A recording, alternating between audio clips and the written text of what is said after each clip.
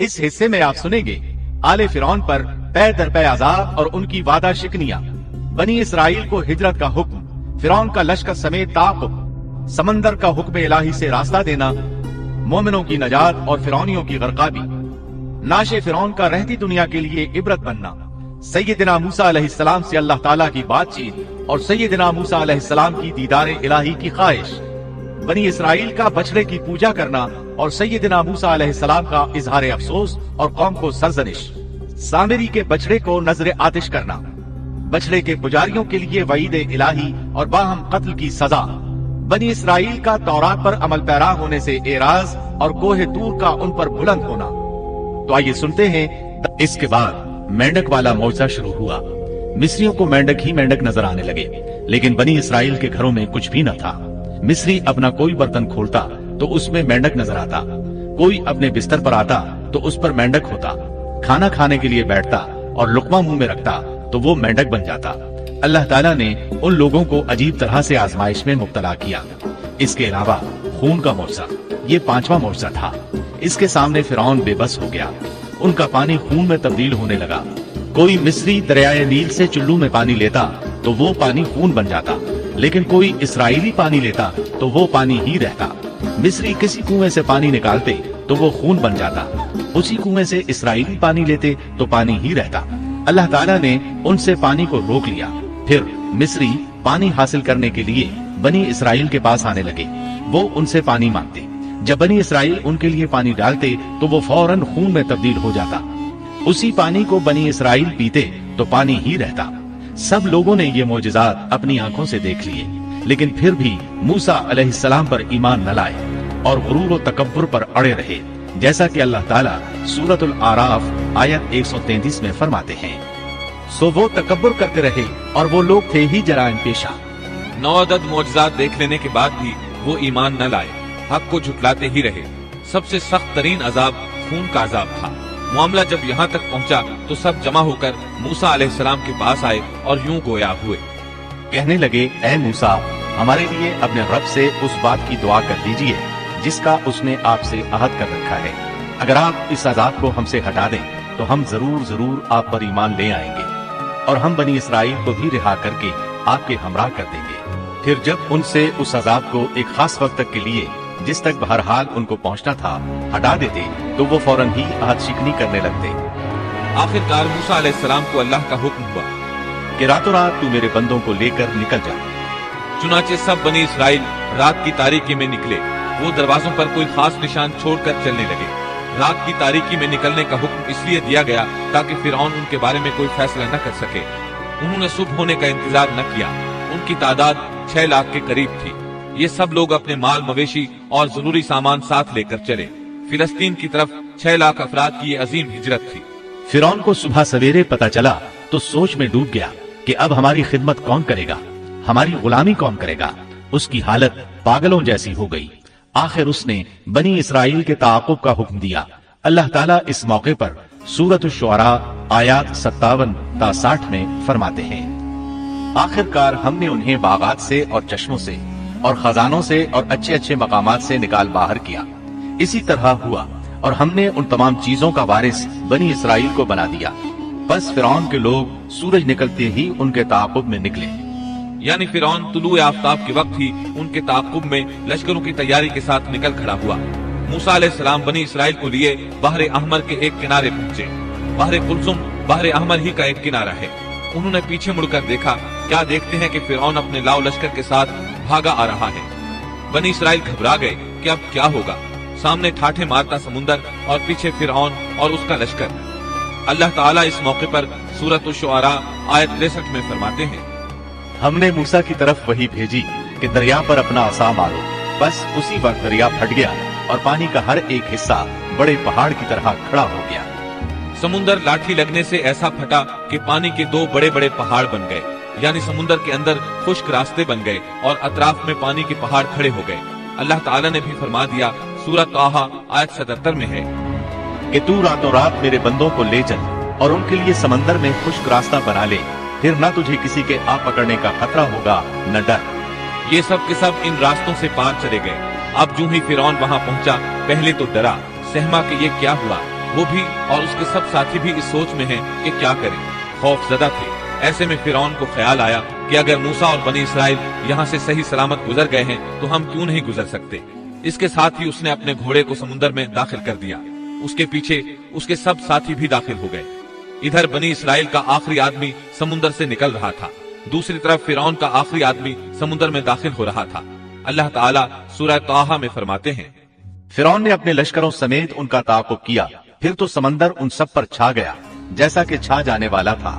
فرعون نے اپنی قوم کو گمراہی میں ڈال دیا اور سیدھا راستہ نہ دکھلایا۔ اللہ تعالیٰ فرعون کی موت کا منظر یوں بیان کرتے ہیں، اور ہم نے بنی اسرائیل کو دریا سے پار کر دیا، پھر ان کے پیچھے پیچھے فرعون اپنے لشکر کے ساتھ ظلم اور زیادتی کے ارادے سے چلا، یہاں تک کہ جب ڈوبنے لگا تو کہنے لگا کہ میں اس ذات پر ایمان لاتا ہوں کہ جس پر بنی اسرائیل ایمان لائے ہیں، اس کے سوا کوئی معبود نہیں اور میں مسلمانوں میں سے ہوں۔ لیکن جب موت کے مرحلے شروع ہوتے ہیں تو توبہ قبول نہیں ہوتی۔ اس نے جب یہ کہا کہ میں ایمان لاتا ہوں تو اللہ تعالیٰ نے جواب میں فرمایا، جواب دیا گیا کہ اب ایمان لاتا ہے اور پہلے سرکشی کرتا رہا اور مفسدوں میں داخل رہا، سو آج ہم تیری ناش کو نجات دیں گے تاکہ تو ان لوگوں کے لیے باعث عبرت ہو جو تیرے بعد ہیں، اور حقیقت یہ ہے کہ بہت سے لوگ ہماری نشانیوں سے غافل ہیں۔ مطلب یہ تھا کہ ہم تیرے بدن کو زمانہ گزرنے کے باوجود باقی رکھیں گے تاکہ تو لوگوں کے لیے عبرت کا سبب بنا رہے۔ اللہ تعالیٰ نے اس کے بدن کو باقی رکھا تاکہ لوگ عبرت پکڑتے رہیں اور وہ بعد والوں کے لیے نشانی بنا رہے۔ یہ اللہ تعالیٰ کی طرف سے اعلان ہے، لیکن لوگوں کی اکثریت اللہ تعالیٰ کی آیات سے غافل ہے۔ فرعون کی لاش آج بھی اہرام مصر یعنی مصر کے عجائب گھر میں موجود ہے۔ بنی اسرائیل اس کے ظلم سے نجات پا کر سمندر پار چلے گئے، ابھی تھوڑی ہی دور گئے ہوں گے کہ ان کا گزر ایک ایسی قوم کے پاس سے ہوا جو اپنے بتوں کی پوجا کر رہی تھی۔ سمندر پار آنے کے فوراً بعد انہوں نے یہ مناظر دیکھے، گویا فلسطین پہنچنے سے پہلے ہی انہوں نے میدان سینا میں لوگوں کو بتوں کے آگے جھکا دیکھ لیا۔ اللہ تعالیٰ سورۃ الاعراف آیات 138 تا 140 میں فرماتے ہیں، اور ہم نے بنی اسرائیل کو دریا سے پار اتار دیا، پس ان لوگوں کا ایک قوم پر گزر ہوا جو اپنے چند بتوں کی عبادت میں لگے ہوئے تھے۔ کہنے لگے، اے موسیٰ، ہمارے لیے بھی ایک ایسا ہی معبود مقرر کر دیجئے جیسے ان کے یہ معبود ہیں۔ آپ نے فرمایا، واقعی تم لوگوں میں بڑی جہالت ہے، یہ لوگ جس کام میں لگے ہوئے ہیں یہ تباہ کیا جائے گا اور ان کا یہ کام محض بے بنیاد ہے۔ فرمایا، کیا اللہ تعالیٰ کے سوا کسی اور کو تمہارے لیے معبود تلاش کروں، حالانکہ اس نے تمہیں تمام جہان والوں پر فوقیت دی ہے۔ فرعون اور اس کی قوم سے نجات پا لینے کے بعد اللہ رب العزت کی طرف سے موسیٰ علیہ السلام پر احکامات نازل ہوئے۔ پہلا حکم یہ ملا کہ اپنی قوم کے ہمراہ کوہ طور پر پھر تشریف لے چلیں۔ اللہ تعالیٰ نے آپ کو وعدہ دیا کہ وہاں ہم آپ کو تورات عطا کریں گے تاکہ آپ کے لیے اور آپ کی قوم کے لیے شریعت مقرر ہو جائے۔ اللہ تعالیٰ سورۃ الاعراف آیت 142 میں فرماتے ہیں، اور ہم نے موسیٰ سے 30 راتوں کا وعدہ کیا۔ اللہ تعالیٰ نے موسیٰ علیہ السلام سے وعدہ کیا کہ جبل طور پر آئیں، وہاں 30 راتیں گزاریں، یعنی مکمل 1 مہینہ قیام کریں تاکہ ان دنوں میں تورات حاصل کر سکیں۔ موسیٰ علیہ السلام اپنی قوم کو لے کر روانہ ہوئے۔ آپ تیز چلتے ہوئے اپنی قوم سے پہلے کوہ طور پر جا پہنچے تاکہ اللہ تعالیٰ کو خوش کر سکیں اور کتاب الہی تورات حاصل کر سکیں۔ بنی اسرائیل اس وقت لاکھوں کی تعداد میں تھے۔ ظاہر ہے اتنے بڑے ہجوم اور لشکر کا تیزی سے حرکت کرنا ممکن نہیں تھا۔ اس پر اللہ تعالیٰ نے فرمایا، اے موسیٰ، تجھے اپنی قوم سے غافل کر کے کون سی چیز جلدی لے آئی؟ کہا کہ وہ لوگ بھی میرے پیچھے ہی آ رہے ہیں، اور اے میرے پروردگار، میں نے تیری طرف اس لیے جلدی کی کہ تو راضی ہو جائے۔ کوہ طور پر یہ موسیٰ علیہ السلام کی دوسری آمد تھی۔ دوسری بار بھی انہیں اسی بابرکت درخت کے پاس اللہ پاک سے ہم کلام ہونے کا شرف حاصل ہو رہا تھا۔ موسیٰ علیہ السلام کی رسالت کے مقاصد کا پہلا مرحلہ پورا ہو چکا تھا۔ بنی اسرائیل ذلت و رسوائی اور عذاب عظیم سے نکل آئے تھے۔ اب وہ آزاد فضا میں سانس لینے کے قابل تھے، لیکن ان کے دلوں میں شرک و بت پرستی کے پرانے اثرات باقی تھے۔ یہی وجہ ہے کہ سمندر سے نکلتے ہی انہوں نے بت پرستی کا مطالبہ کر دیا تھا، لہٰذا ضروری تھا کہ ان کی تربیت کی جائے۔ پھر تربیت کے لیے بھی کسی مفصل قانون اور ضابطے کا ہونا بہت ضروری تھا کہ اس پر عمل پیرا ہو کر آنے والے وقت کے لیے تیار ہو سکیں۔ تو اللہ تعالیٰ نے عظیم رسول موسیٰ علیہ السلام کے ساتھ یہی وعدہ کیا تھا کہ وہ طور پہاڑ پر آ کر اللہ کی نگرانی میں براہ راست احکام الہی کو حاصل کرنے کی کما حقہ تیاری کر سکیں۔ پہلے مدت 30 دن مقرر ہوئی تھی اور پھر 40 دن ہو گئی۔ جیسا کہ سورۃ الاعراف آیت 142 میں اللہ تعالیٰ فرماتے ہیں، اور ہم نے موسیٰ سے 30 راتوں کا وعدہ کیا اور مزید 10 راتوں سے ان 30 راتوں کو پورا کیا، سون کے رب کی مقررہ مدت 40 راتیں ہو گئی۔ موسیٰ علیہ السلام اپنی قوم سے رخصت ہوتے وقت اپنے بھائی ہارون علیہ السلام کو اپنا خلیفہ بنا گئے تھے، جیسا کہ اللہ تعالیٰ سورۃ الاعراف آیت 142 میں فرماتے ہیں، اور موسیٰ نے اپنے بھائی ہارون سے کہا، تم میری قوم میں میری جانشینی کرنا اور ان کی اصلاح کرتے رہنا اور فساد کرنے والوں کی راہ پر مت چلنا۔ موسیٰ علیہ السلام اپنی قوم کو چھوڑ کر چلے گئے۔ انتظامی معاملات کے لیے ان میں ایک حاکم بھی مقرر کر گئے، یعنی اپنے بھائی ہارون کو، جو اللہ کے نبی تھے۔ ان 40 ایام میں موسیٰ علیہ السلام اپنے پروردگار سے براہ راست کلام کرتے رہے، یعنی درمیان میں وحی کا واسطہ بھی نہیں تھا۔ اللہ تعالیٰ بھی ان سے بغیر کسی واسطے کے کلام کرتے رہے۔ اسی وجہ سے آپ کا لقب کلیم اللہ ہے، یعنی اللہ سے کلام کرنے والا۔ اللہ سبحانہ و تعالیٰ سورۃ النساء آیت 164 میں فرماتے ہیں، اور موسیٰ سے اللہ تعالیٰ نے صاف طور پر کلام کیا۔ جب موسیٰ علیہ السلام مقررہ وقت پر وہاں پہنچے اور اللہ تعالیٰ نے ان سے کلام کیا تو عرض کرنے لگے کہ اے میرے پروردگار، مجھے اپنا دیدار کرا دیجئے، میں آپ کو ایک نظر دیکھ لوں۔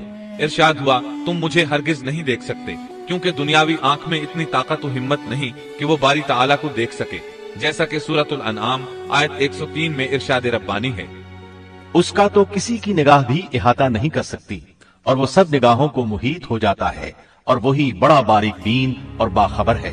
اللہ تعالیٰ موسیٰ علیہ السلام کے سوال کے جواب میں سورۃ الاعراف آیت 143 میں فرماتے ہیں، تم مجھے ہرگز نہیں دیکھ سکتے، لیکن تم اس پہاڑ کی طرف دیکھو، اگر وہ اپنی جگہ پر برقرار رہا تو تم بھی مجھے دیکھ سکو گے۔ پھر جب ان کے رب نے اس پر تجلی فرمائی تو اسے ریزہ ریزہ کر دیا، اور موسیٰ بے ہوش ہو کر گر پڑے۔ پھر جب ہوش میں آئے تو عرض کیا، بے شک آپ کی ذات پاک ہے، میں تیرے حضور توبہ کرتا ہوں، اور میں سب سے پہلا ایمان لانے والا ہوں۔ موسیٰ علیہ السلام یہ منظر دیکھ رہے تھے، بہت حیرت انگیز اور عجیب منظر تھا۔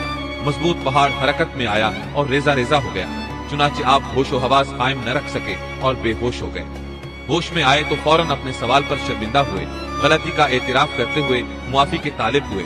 جواب میں اللہ تعالیٰ نے فرمایا، اللہ نے فرمایا، اے موسیٰ، میں نے پیغمبری اور اپنی ہم کلامی سے تمہیں تمام لوگوں پر امتیاز بخشا ہے، تو جو کچھ میں نے تمہیں عطا کیا ہے اس کو تھام لو اور شکر گزاروں میں سے ہو جاؤ۔ اللہ تعالیٰ نے موسیٰ علیہ السلام کو اپنے زمانے کے تمام لوگوں سے زیادہ مرتبہ عطا فرمایا۔ اس کے بعد اللہ تعالیٰ نے آپ کو تختیوں میں لکھی تورات عطا فرمائی۔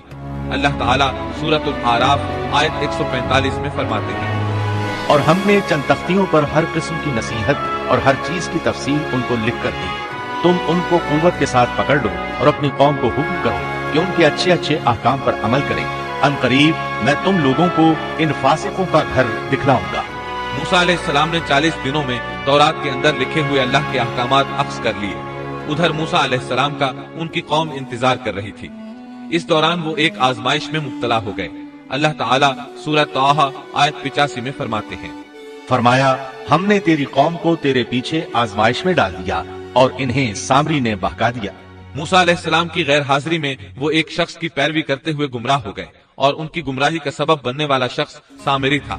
اللہ سے ملاقات کی مدت پوری کرنے کے بعد موسیٰ علیہ السلام نے وعظ و نصیحت سے بھرپور تختیاں اٹھا لی۔ ان میں اللہ کے احکامات بھی تھے اور بنی اسرائیل کی شریعت بھی درج تھی۔ اسی کو تورات کہا جاتا ہے۔ ان کو اٹھا کر موسیٰ علیہ السلام اپنی قوم کی طرف لوٹ آئے۔ اس موقع پر اللہ تعالیٰ سورہ طٰہٰ آیت 86 میں فرماتے ہیں، بس موسیٰ نہایت غضبناک ہو کر رنج کے ساتھ واپس لوٹے۔ قوم پر جب 30 دن گزر گئے اور حسب وعدہ موسیٰ علیہ السلام نہ لوٹے تو وہ غمگین رہنے لگے۔ ہارون علیہ السلام نے ان کو اکٹھا کیا اور فرمایا کہ اے بنی اسرائیل، جب تم مصر سے چلے تھے تو قبطیوں کے پیسے اور رقوم وغیرہ ہم میں سے بعض پر ادھار تھی، اسی طرح ان کی امانتیں بھی تمہارے پاس رہ گئی ہیں۔ اب ہم ان چیزوں کو انہیں واپس تو کر نہیں سکتے، لیکن میں یہ بھی نہیں چاہتا کہ وہ ہماری ملکیت میں رہیں، اس لیے تم ایک گہرا گڑھا کھودو اور جو مال و اسباب، زیورات اور سونا چاندی وغیرہ ان کا تمہارے پاس ہے اس میں ڈالو اور آگ لگا دو۔ چنانچہ اسی طرح کیا گیا۔ اس دوران ان کے ساتھ سامری نامی ایک شخص تھا۔ یہ تھا تو گائے کے پجاریوں میں سے، لیکن پڑوسی ہونے کے ناطے سے یہ بھی بنی اسرائیل میں شمار ہوتا تھا۔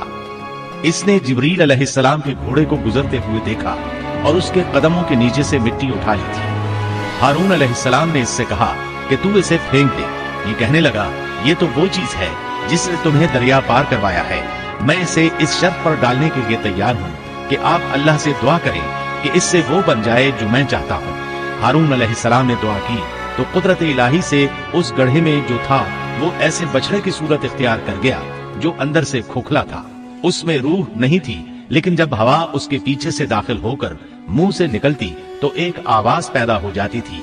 अल्लाह ताला सूरह ताहा आयत 86 में फरमाते हैं, बस मूसा सख्त नाराज होकर अफसोसनाक हालत में वापस लौटे और कहने लगे, ऐ मेरी कौम, क्या तुमसे तुम्हारे परवरदिगार ने नेक वादा नहीं किया था? क्या उस वादे की मुद्दत तुम्हें लंबी मालूम हुई? बल्कि तुम्हारा इरादा ही ये है कि तुम पर तुम्हारे परवरदिगार का गजब नाज़िल हो, क्योंकि तुमने मुझसे वादा खिलाफी की है। मूसा अलैहिस्सलाम सिर्फ 10 दिन ताखीर से पहुंचे और इन दिनों ही में उन्होंने बछड़ा बनाकर उसकी इबादत शुरू कर दी। बल्कि सामिरी ने उनसे यहाँ तक कहा कि मूसा भूल कर चले गए, उनका माबूद भी यही बछड़ा है।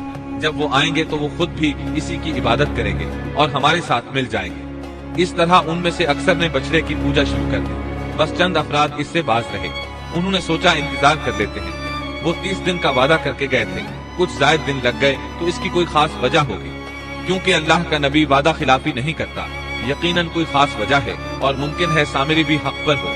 फिर भी इंतजार बेहतर है। इस तरह वो ठहरे रहे, ताहम उनमें पूरी बसीरत और यकीन के साथ सामिरी को झूठा समझने वाला, उसके पीछे न लगने वाला और हक को समझने वाला सिवाय हारून अलैहिस्सलाम और चंद गिने चुने अफराद के और कोई नहीं था। बहरहाल जब मूसा अलैहिस्सलाम उनके पास पहुंचे तो उन्होंने निहायत गुस्से और अफसोस के साथ उनसे कहा कि तुम 10 दिन की ताखीर बर्दाश्त न कर सके। क्या अल्लाह के गजब का शिकार होना चाहते हो कि मेरी खिलाफ वर्जी कर रहे हो? उन्होंने इस बात का जो जवाब दिया वो सूरह ताहा आयत 87 और 88 में आया है। कहने लगे कि हमने अपने इख्तियार से आपके साथ वादे का खिलाफ नहीं किया, बल्कि हम पर कौम के जो जेवरात लाद दिए गए थे उनको हमने डाल दिया और इसी तरह सामिरी ने भी डाल दिए। फिर उसने लोगों के लिए एक बछड़ा निकाल खड़ा किया, यानी बछड़े का बुत बना डाला। उसमें से गाय जैसी आवाज भी थी। फिर कहने लगे कि यही तुम्हारा भी माबूद है और मूसा का भी, लेकिन मूसा भूल गए हैं। अल्लाह ताला इस मौके पर बछड़े के बारे में फरमाते हैं, क्या ये गुमराह लोग ये भी नहीं देखते कि वो तो उनकी बात का जवाब भी नहीं दे सकता और न उनके किसी बुरे भले का इख्तियार रखता है। अल्लाह ताला फरमाते हैं कि उन लोगों ने किस कदर बेवकूफी का काम किया है। वो बछड़ा जो उनकी बातों का जवाब तक नहीं दे सकता था और किसी किस्म के नफा और नुकसान का इख्तियार नहीं रखता था, वो सिर्फ उसकी आवाज सुनकर उसकी पूजा पर बजिद हो गए। हारून अलैहिस्सलाम उनको रोकते रहे और अल्लाह की तरफ दावत देते रहे, लेकिन इसके बावजूद वो बछड़ा परस्ती पर इसरार करते रहे। अल्लाह ताला फरमाते हैं, और हारून ने उनसे पहले ही कह दिया था कि ऐ मेरी कौम, इस बछड़े से तो सिर्फ तुम्हारी आजमाइश की गई है। तुम्हारा हकीकी परवरदिगार तो अल्लाह रहमान ही है, लिहाजा तुम सब मेरी पैरवी करो और मेरी बात मानते चले जाओ। उन्होंने जवाब दिया कि मूसा की वापसी तक तो हम इसी के मुजाविर बने बैठे रहेंगे। मूसा अलैहिस्सलाम ने ये माजरा देखा तो अपने भाई हारून पर बिगड़े, उनके सर के बालों और दाढ़ी को पकड़कर खींचने लगे। उनकी तबीयत में सख्ती थी, जबकि हारून अलैहिस्सलाम बहुत नर्म मिजाज थे। हारून अलैहिस्सलाम उनसे बहुत नर्म बर्ताव करते थे। मूसा अलैहिस्सलाम ने उनसे कहा, तुमने मेरे साथ किए हुए वादे को क्यों नहीं निभाया और इन लोगों की इस्लाह क्यों न की? कहने लगे, ए हारून, इन्हें गुमराह होता हुआ देखते हुए तुझे किस चीज ने रोका था कि तू मेरे पीछे न आया? क्या तू भी मेरे फरमान का नाफरमान बन बैठा? हारून अलैहिस्सलाम ने अपने भाई के इन सख्त अल्फाज का जवाब बहुत ही नर्म अंदाज में दिया। हारून ने कहा, ऐ मेरे मान जाए भाई, मेरी दाढ़ी न पकड़ और सर के बाल न खींच। मुझे तो सिर्फ ये ख्याल दामनगीर हुआ कि कहीं आप ये न फरमाएं कि तूने बनी इसराइल में तफरीका डाल दिया और मेरी बात का इंतजार न किया। हारून अलैहिस्सलाम ने कहा, मैं डर गया और इनमें ठहरा रहा और इनसे कहता रहा कि जो शख्स अल्लाह के साथ ईमान और मूसा अलैहिस्सलाम की इत्तिबा का ख्वाहिशमंद हो वो मेरी पैरवी करे। मैं आपके पास न आया और इनके पास क्यों ठहरा रहा? सिर्फ इसलिए कि अगर मैं आपके पास आता तो बनी इसराइल 2 फिरकों में बंट जाते। एक गिरोह इनमें से बछड़े की पूजा कर रहा होता और दूसरा मेरे साथ आपके पास आ जाता। तो आप मुझ पर कहीं ये एतराज न करते कि तूने बनी इसराइल को फिरका फिरका कर दिया और मेरे अहकामात का इंतजार न किया और पहले ही भाग आया। जब उन्होंने अपना उज्र पेश कर दिया तो मूसा अलैहिस्सलाम सामिरी की तरफ मुतवज्जे हुए। मूसा ने पूछा, सामिरी, तेरा क्या मामला है? मूसा अलैहिस्सलाम ने उससे पूछा, सामिरी, तूने ये काम क्यों किया और किस तरह तूने बछड़े से आवाज निकाली? उसने जो जवाब दिया सूरह ताहा आयत 96 में उसका जिक्र यूं आया है, उसने जवाब दिया कि मुझे वो चीज दिखाई दी जो इन्हें दिखाई नहीं दी, तो मैंने अल्लाह के भेजे हुए फरिश्ते के नक्शे कदम से एक मुट्ठी भर ली, फिर उसे उसमें डाल दिया। इसी तरह मेरे दिल ने ये बात मेरे लिए बना दी।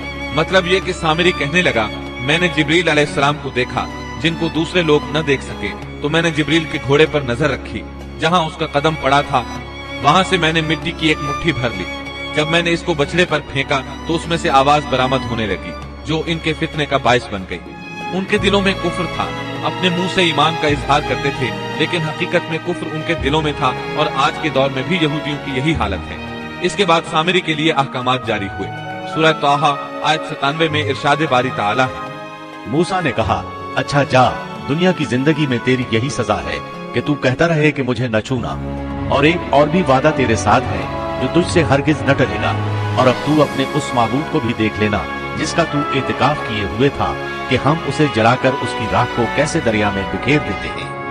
मूसा अलैहिस्सलाम ने सामिरी से मुखातिब होकर कहा, दुनिया में तेरी सजा ये है कि उम्र भर तू यही कहता रहेगा कि मुझसे दूर रहो, मुझे न छूना। फिर फरमाया, आखिरत में भी तेरी जबरदस्त सजा मुकर्रर है, और अपने माबूद यानी बछड़े का भी हश्र देख कि जिसको तू माबूद ख्याल कर बैठा था। मूसा अलैहिस्सलाम ने उसको जला देने का हुक्म जारी किया और जलाने के बाद उसकी राख उठाई और दरिया में उड़ा दी, ताकि कोई शख्स दोबारा बछड़े की इबादत का ख्याल तक दिल में न लाए और इबरत हासिल करे।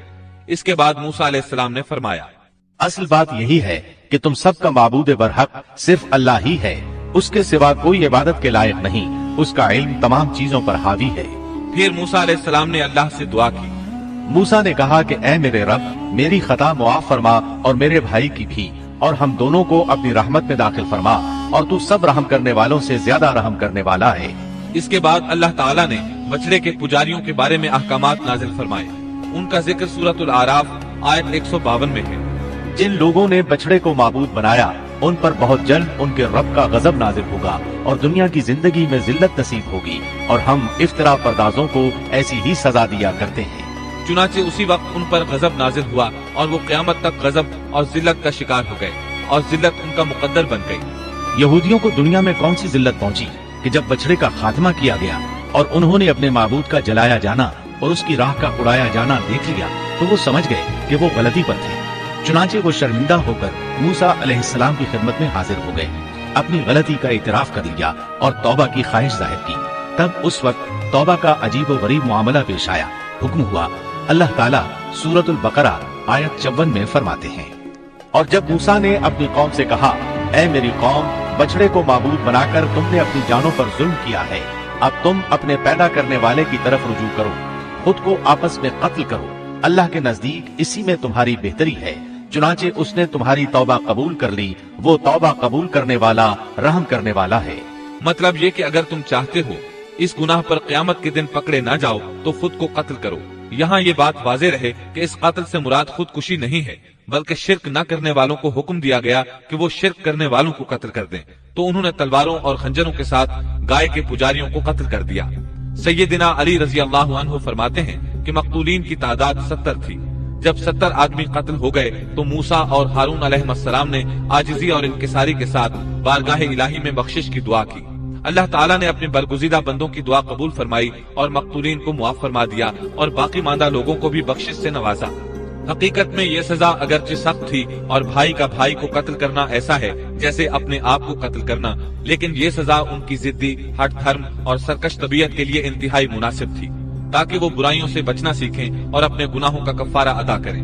बहरहाल जब उन्होंने अल्लाह ताला की तरफ रुजू किया, अपने गुनाहों की मुआफी मांगी, तो अल्लाह ताला ने भी उनको मुआफ फरमा दिया, जैसा कि अल्लाह ताला सूरतुल आराफ आयत 153 में फरमाते हैं। और जिन लोगों ने गुनाह के काम किए फिर उसके बाद तौबा की और ईमान ले आए, तो तुम्हारा रब उस तौबा के बाद गुनाह मुआफ कर देने वाला और रहमत वाला है। इन सब कामों से फारिग होकर मूसा अलैहिस्सलाम का गुस्सा मांद पड़ा तो उन्होंने तख्तियां उठा ली और उनके मज़ामीन में उन लोगों के लिए जो अपने रब से डरते थे हिदायत और रहमत थी। इसके बाद उन्होंने बाकी मांदा बनी इसराइल को जमा किया, उन्हें तख्तियां दिखाई और फरमाया, इनमें अल्लाह ताला के अहकामात हैं और ये तौरात है, लिहाजा सुनो और इताअत करो। लेकिन उन्होंने नापसंदीदगी का इजहार किया। मूसा अलैहिस्सलाम ने उन्हें फिर ताकीद की और फरमाया, इनको मजबूती से थाम लो, बगैर किसी तरद्दुद और शक के इनको पकड़ लो ताकि तुम्हें दोबारा अजाब न पहुँचे। उन्होंने जवाब दिया, नहीं, ہم ایسا نہیں کریں گے۔ البتہ ہم ان احکامات کی پہچان اور معرفت حاصل کر سکتے ہیں، لیکن ان پر عمل بالکل نہیں کریں گے۔ موسیٰ علیہ السلام نے انہیں بہت سمجھایا، لیکن وہ اپنی ضد پر اڑے رہے۔ اللہ تعالیٰ سورۃ البقرہ آیت 92 اور 93 میں فرماتے ہیں، تمہارے پاس تو موسیٰ یہی دلیلیں لے کر آئے، لیکن تم نے پھر بھی بچڑے ہی کی پوجا کی، تم ہو ہی ظالم، جب ہم نے تم سے وعدہ لیا اور تم پر طور پہاڑ کھڑا کر دیا۔ موسیٰ علیہ السلام نے ان سے کہا، تم مجھے عہد و پیمان دو کہ ان تختیوں پر لگے احکامات پر عمل کرو گے، لیکن وہ اپنی ضد پر اڑے رہے، کہنے لگے ہم تیری اطاعت نہیں کریں گے۔ اس موقع پر اللہ تعالیٰ نے موسیٰ علیہ السلام کا ایک اور معجزہ ظاہر کر دیا۔ ان کے دیکھتے ہی دیکھتے طور پہاڑ زمین پر ہلنے لگا، حرکت کرنے لگا۔ پھر سب نے دیکھا کہ وہ اپنی جگہ سے اڑا اور ہوا میں تیرنے لگا، پھر ان کے سر پر آ پہنچا۔ موسیٰ علیہ السلام پکارے، ہماری دی ہوئی چیز کو مضبوط تھامو۔ یہ سن کر سب کے سب سجدے میں گر پڑے اور سر اٹھا اٹھا کر دیکھنے لگے کہ کہیں پہاڑ گر ہی نہ پڑے۔ اللہ تعالیٰ سورۃ البقرہ آیت 93 میں فرماتے ہیں، اور جب ہم نے تم سے وعدہ لیا اور تم پر طور پہاڑ کھڑا کر دیا اور کہہ دیا کہ ہماری دی ہوئی چیز کو مضبوط تھامو اور سنو، تو انہوں نے کہا ہم نے سنا اور نافرمانی کی، اور ان کے دلوں میں گویا بچڑے کی محبت پلا دی گئی تھی بسبب ان کے کفر کے۔ ان سے کہہ دیجئے کہ تمہارا ایمان تمہیں برا حکم دے رہا ہے اگر تم مومن ہو۔ اسی طرح سورۃ الاعراف آیت 171 میں اللہ تعالیٰ فرماتے ہیں، اور وہ وقت بھی قابل ذکر ہے جب ہم نے پہاڑ کو اٹھا کر سائبان کی طرح ان کے اوپر معلق کر دیا، اور انہیں یقین ہو گیا تھا کہ وہ اب ان پر گرنے ہی والا ہے، اور ہم نے ان سے کہا کہ جو کتاب ہم نے تمہیں دی ہے اس کو مضبوطی کے ساتھ قبول کرو اور ان احکامات کو یاد رکھو جو اس میں ہیں، تاکہ تم متقی بن جاؤ۔ اگر آپ کو ویڈیو پسند آئی ہو تو لائک ضرور کریں، اور مزید ایسے ہی ویڈیوز کے لیے چینل کو سبسکرائب کرنا نہ بھولیں۔ بیل آئیکن بھی دبا دیں تاکہ ہر نئی ویڈیو کا نوٹیفیکیشن سب سے پہلے ملے۔